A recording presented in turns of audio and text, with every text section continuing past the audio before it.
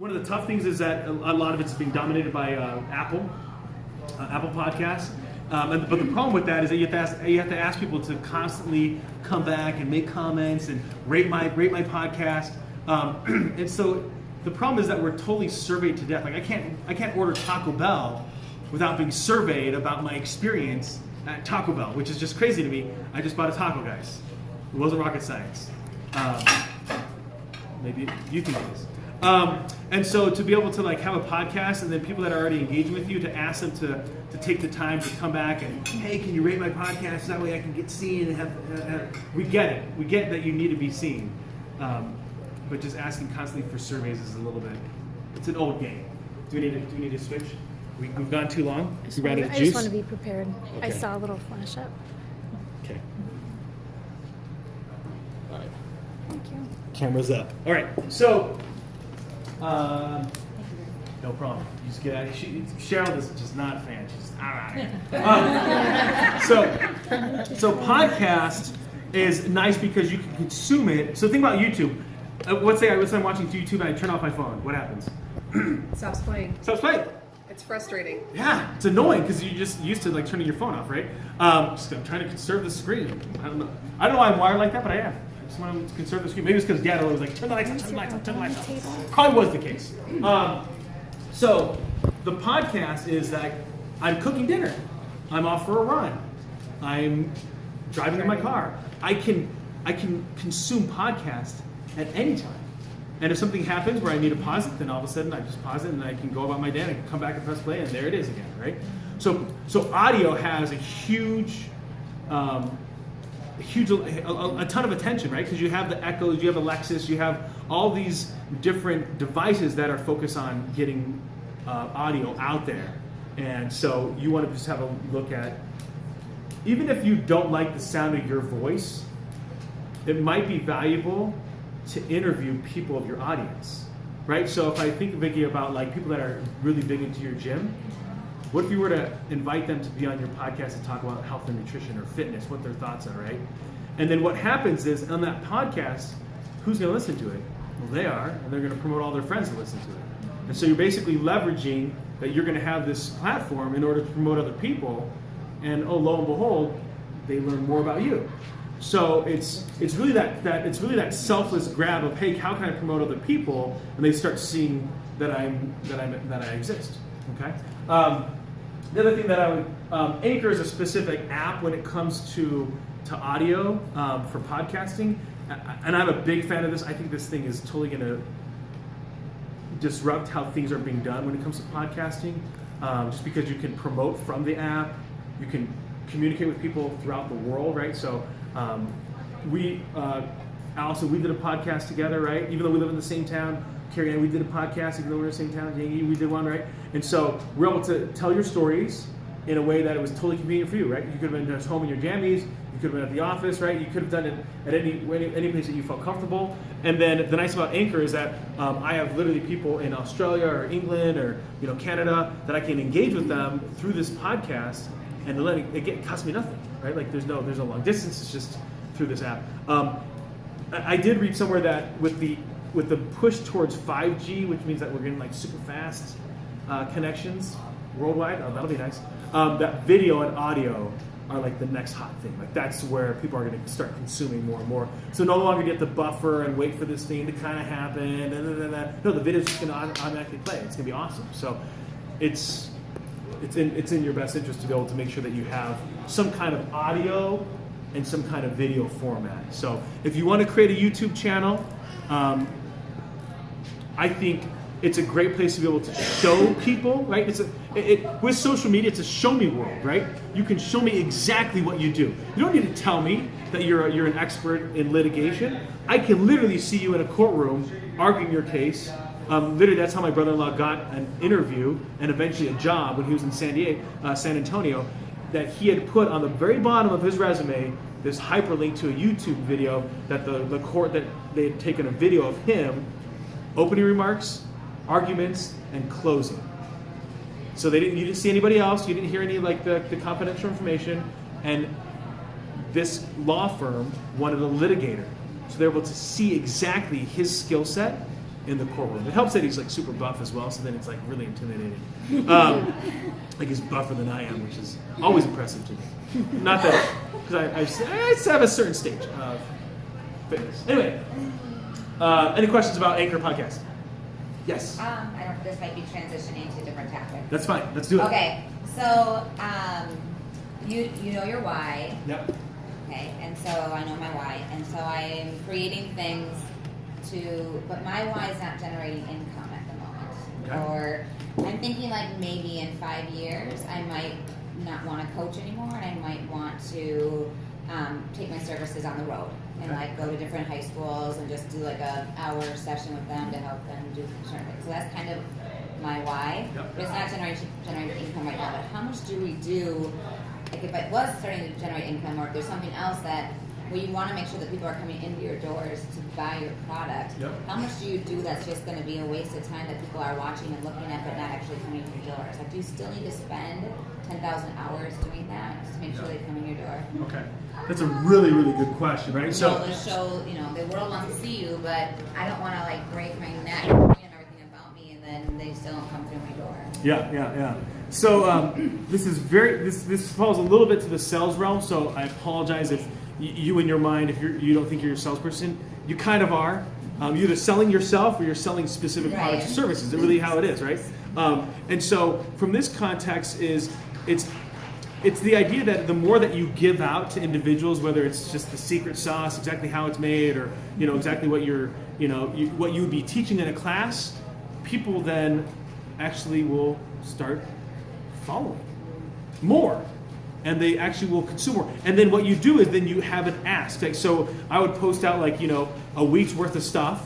The next week I would ask, do you want to coach, right? Then you mix that in there so people know that you, like, never go on the assumption just because you're out there online that people know that you're willing to be paid for your services, right? Because that's one of the biggest mistakes that people are making. It's like, I don't want to ask people, I don't want them to know that I need to get paid. We know you need to get paid, we just don't know how, right? So one of the things that you can get to at some point when you have and I'd say in our community, you get like a couple thousand followers here locally. I would go to every single sports store locally, right? Don't go to Shields, don't go to Dick's, but go to the local ones, right? And I would say, hey, I have like 2,000 people following me. I'd love to be able to do a video trying out one of your yoga mats, trying out one of your your socks, and you'd be surprised all of a sudden now because remember, don't think of it always with money, right? If you never had to buy, like, let's say nutrition, protein shakes, that saved me breakfast for the next for life. So just think about that, right? That there's an opportunity for you to be able to get compensated for actually reviewing different products for individuals or companies, or getting a sponsorship, right? Like, hey, would you pay me $500 a month to be able to promote your business in the background of all my videos and get about 2,000 people that watch it, every single month, right? So because think about it like this way, I know. So I sit on a board of a nonprofit, and I'm on the marketing side. Go figure. And so we had sponsors, and so at the event, physical event, there's probably 150 people all in, right? That's including servers and people that are dropping people in and out. And then the main sponsor has a little plaque on one table. Okay, there's a lot of action going on, right? So I don't know if the entire 150 people even saw that plaque. Now, of course, they did get it on our flyers. It did go to who knows even who looks at paper mail anymore. In one post, it was seen by 800 people in 24 hours, right? So that's the power, right? So that post was $0, no printing, nothing, and it got seen by more eyes than actually came to the event. So that's the power of being able to leverage the value of social media, okay? The other thing that I would add to that is if you're going to events or you're doing things, take pictures of yourself at the event. There might only be a small handful of people, but then once you share it, then you get that engagement and you're leveraging all of those connections that you've got as well. So a really good point, Allison. From a standpoint of selfies, number one is it's not egotistical. It's not that you're this great looking person. It does for me. When I take a photo, I'm just like, oh, I look pretty good today. That's how I wired. You don't need to wire the same way, okay? So, but you want to be able to sell you, and that could be a good thing, right? Like, don't not post because you don't want to think people are you're self-involved or no people like I have a coach because I like them. I like what they can bring to the table, and sure. Do we buy a little bit on what they look like? Sure. Like I'm not going to go sit down with a nutritionist that's like 180 pounds overweight. Just sorry, I'm not gonna. Proof's in the pudding, right? If you did it, then I would believe it. So, or if you're really passionate about it, then you would believe it too, right? So that's my thoughts.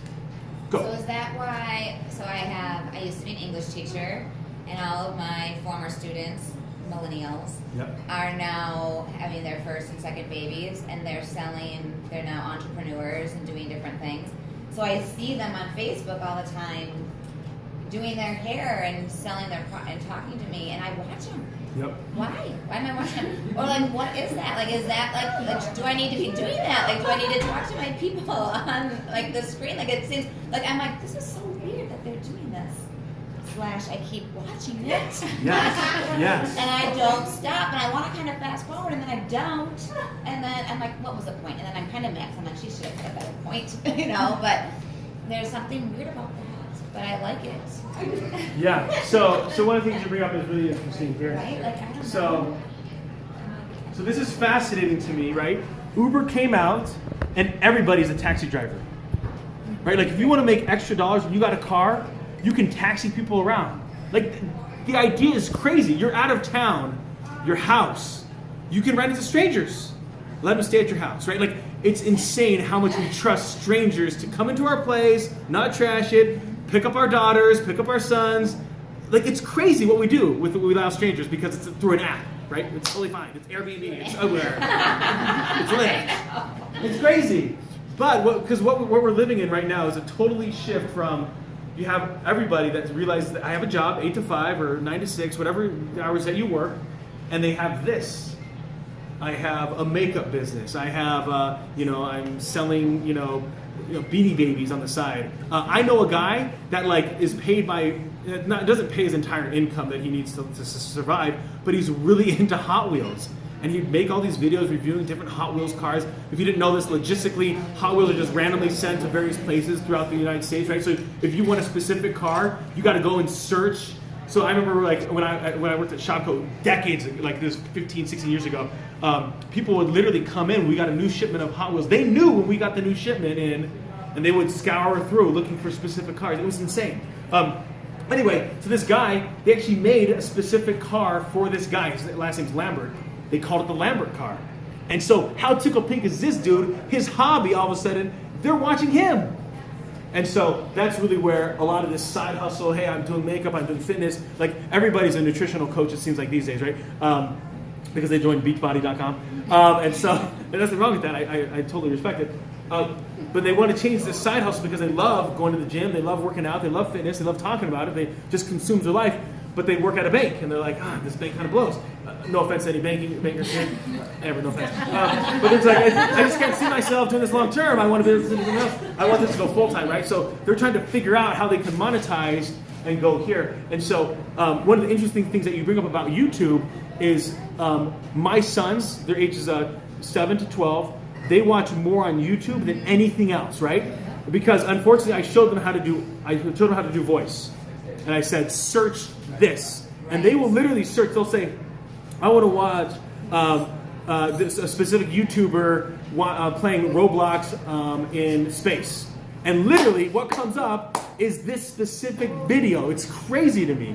I literally said on a podcast the other day, you could watch a Black Friday in Wisconsin at Sam's Club. And so I then